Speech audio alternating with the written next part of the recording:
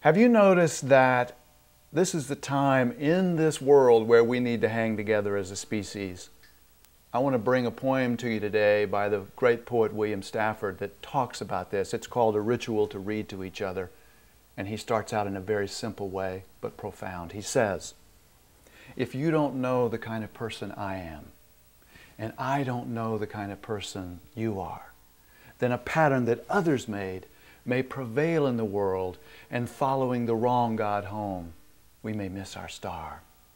For there are many a small betrayal in the mind, a shrug that lets the fragile sequence break. Sending with shouts, the terrible airs of childhood storming out to play through the broken dikes. And as elephants parade, holding each elephant's tail.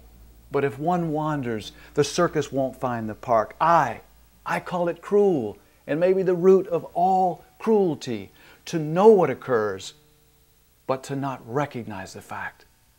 And so I appeal to a shadowy voice, to a remote region in all who talk. Though we could fool each other,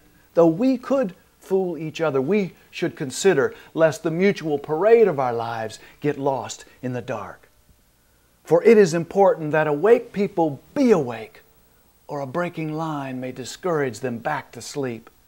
The signals we give to each other, yes, no, or maybe, should be clear.